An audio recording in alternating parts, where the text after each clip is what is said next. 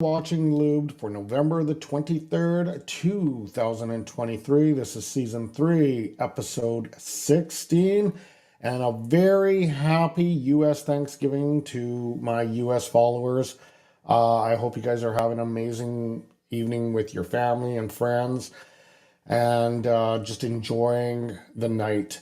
As far as oil country goes, my sincere condolences. This is usually the marking point of a season where teams are like, don't make the playoffs. And right now, the Edmonton Oilers are 10 points out of a wild card spot. Highly, highly, highly unlikely that they will make the playoffs.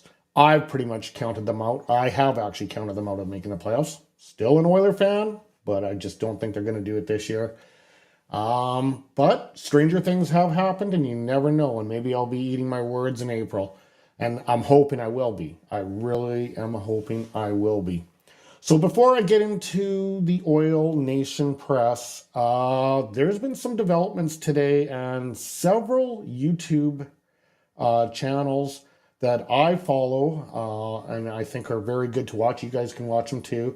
From Patrick at the Oilers Fanatic, Top Shelf Hockey, and even my buddy in Edmonton is saying there's a lot of rumblings going on that, well, first of all, in Chicago, Corey Perry sat out the game yesterday and then didn't even make it to practice today along with Peter Mrazek. And they think that there could be a connection to a potential trade with the Edmonton Oilers.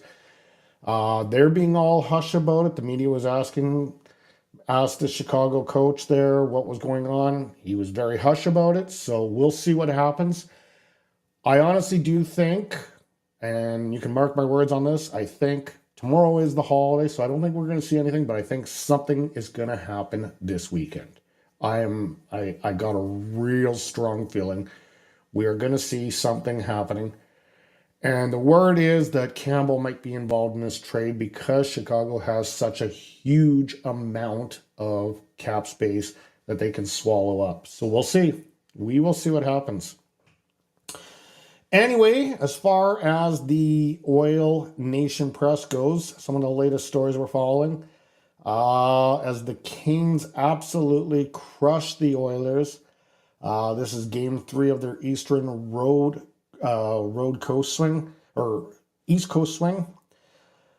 Oilers just can't seem to figure it out, man. You give a new coach, you fire the coach, you get a new coach, they just can't seem to do it.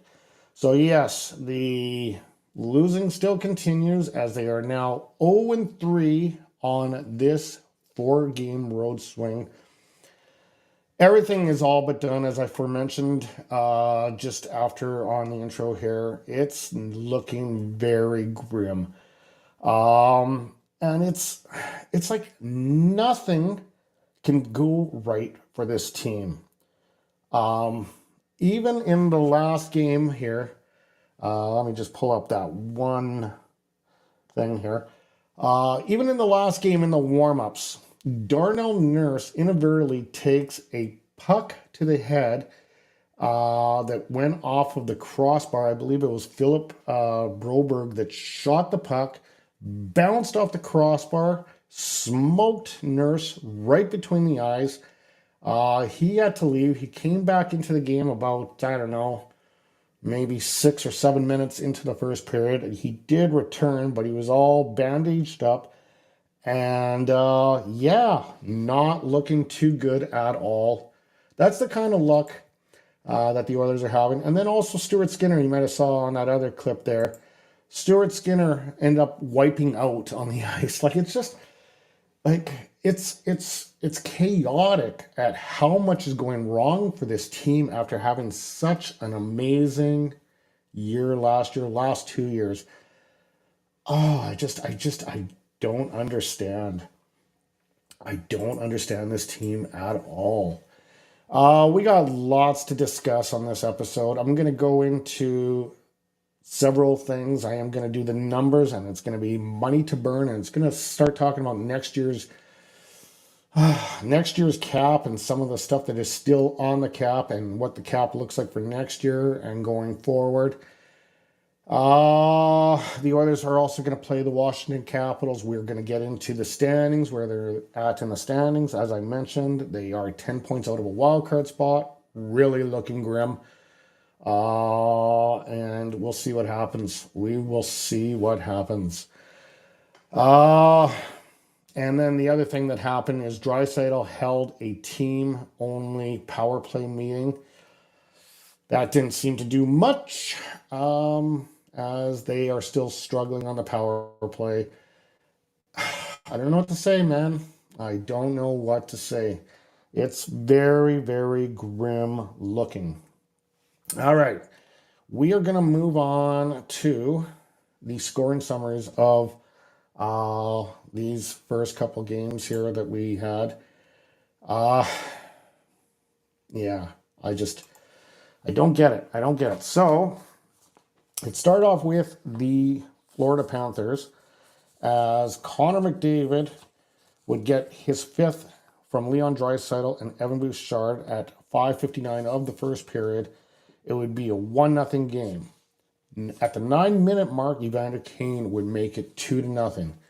But it just seems like this is the same old song and dance with the Oilers. They just can't seem to hold the lead, or as soon as things go wrong, they just seem to panic and things just go really lopsided. As Carter Verhaeghe would get a power play goal, and then Nico Mikkola would make it 2-2, ending the first period. Then Connor McDavid would make it 3-2. This would be his sixth. This was on a penalty shot, and a lot of us were holding the breath on this, because how he got the penalty shot is he was going very, very hard to the net, where he got tripped up and then went into the boards, and he was favoring his shoulder a little bit. And I think the city of Edmonton, I think Oil Nation, had a collective exhale, knowing that he didn't leave the game, and he ended up taking the penalty shot. He scored the penalty shot.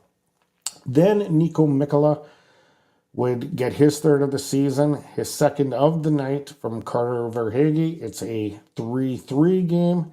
And then Kevin Stenlund would make it 4-3. And yeah, the Oilers just can't seem to hold a lead no matter what it is. Sam Bennett would get an empty netter at 19:17 of the third period from Kevin Stenlund, and that's your final 5-2-3. We move on to the Carolina Hurricanes game. This one I knew was going to be a hard one for the Oilers. And ironically enough, my coworker, Jocelyn, she called it as a 6-2 win for the Carolina Hurricanes. So she was off by 1 goal.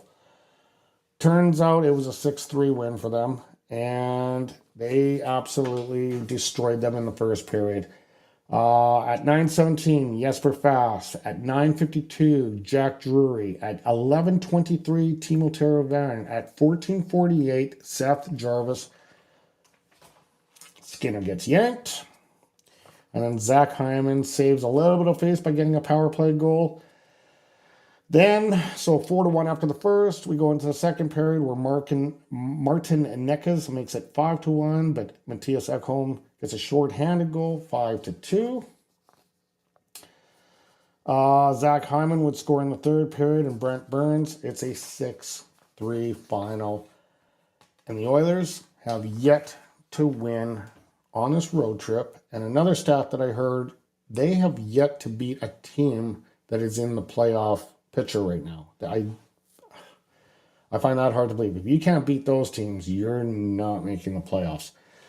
So, yes, it's all gloom and doom as far as the Edmonton Oilers go. I love the team. I'll always love the team no matter what. I've been through a lot with this team. I'm never going to give up. Not at my age now.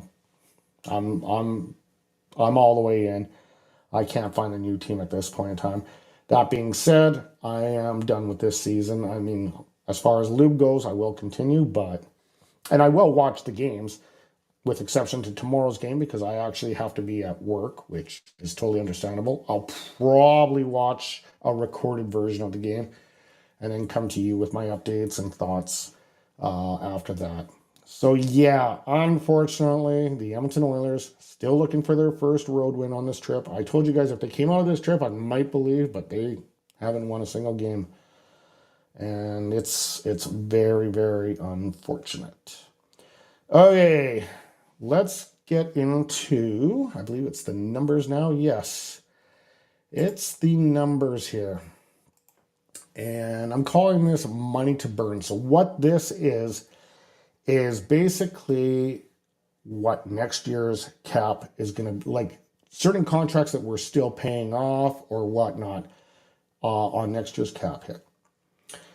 We're going to start with Connor Brown. He's going to be a UFA next year, but we're still going to be paying him $3.225 million in payable bonuses. So that comes off of our cap with a guy that's not even going to be on our team. And you know what? I'll be honest with you. Connor Brown has done sweet. You know what?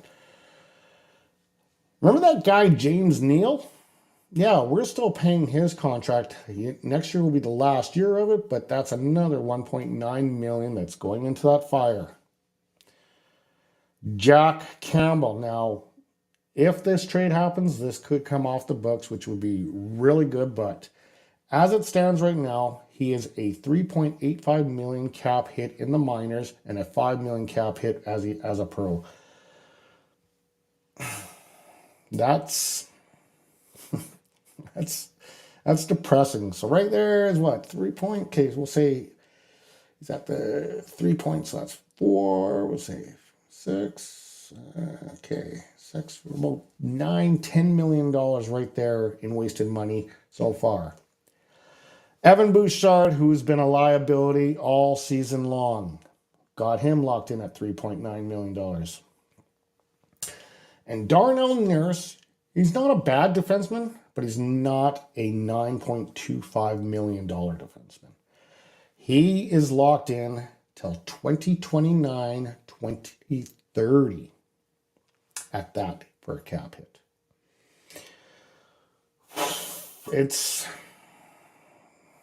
The future is, I don't know, man. It's not looking good for the Oilers, so we'll see. I'm hoping we get... See, the one thing about Holland was a good GM, not in the cap era. I'm hoping we can get a guy that just doesn't get shoved around by players and their agents saying, hey, he's worth that much. You know what? Maybe you have to say no to that guy, and if he goes and finds bigger money somewhere else, fine. So be it. Get character players at a cheaper price, and you'll be okay, I do believe. Because right now, money is being blown out of the water drastically, and it's ugly, it's brutal. Okay, let's move on here. Okay, so up next, the Washington Capitals.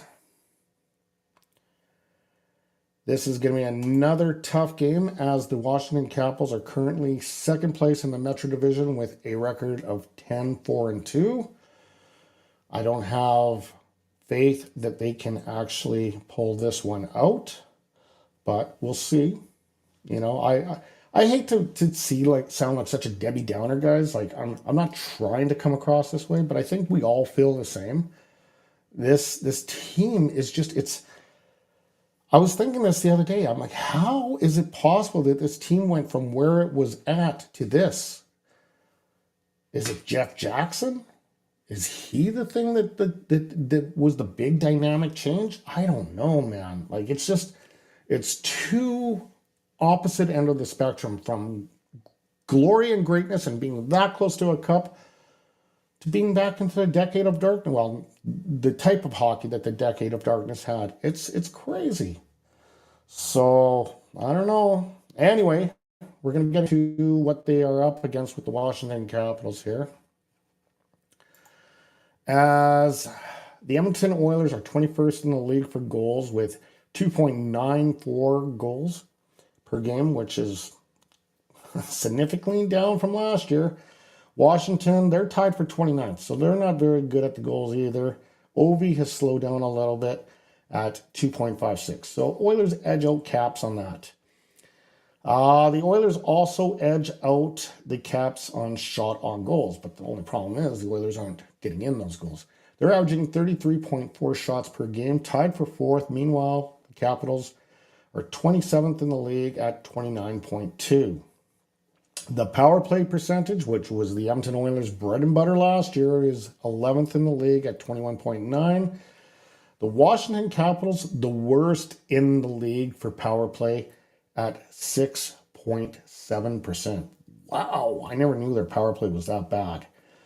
The face-off percentage, the Oilers are 21st in the league at 49.8. Meanwhile, the Capitals are 29th. So offensively, the Oilers definitely edge out the Capitals.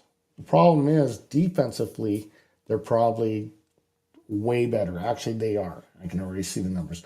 And then shooting percentage, Oilers are tied for 28th at 8.8 with the Capitals. Same result, tied with 28th. So they're tied with the Caps on that one.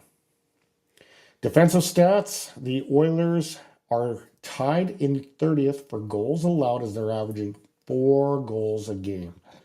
Meanwhile, the Capitals are keeping the puck out. They are 7th in the league at 2.69. So they are a bit of a stingy bunch. Shots on goals allowed. The Oilers are 8th in the league on that one, averaging 29.2 shots per game. So they're not allowing too many shots, but they're finding a way in, which is this is such a bizarre season. The Capitals 15th in the league at 30.3. Penalty minutes, the Oilers are 29th in the league. They are not disciplined with the penalty, 12.1 minutes per game.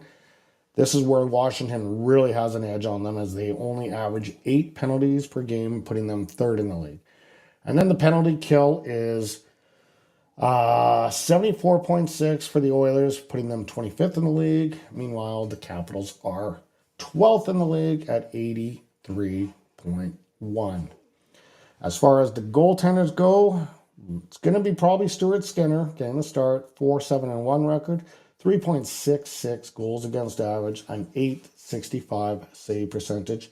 Darcy Kemper, a 4-3-2 record, a 304 goals against, and he's still below 900 as his save percentage is 892. The Oilers are currently on a 3-game losing streak. Meanwhile, the Capitals are on a 5-game winning streak. So that's going to be a tough one again for the Oilers, to say the least.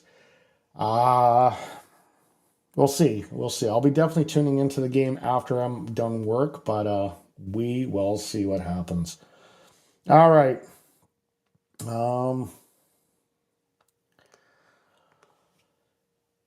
Let's see what we got here.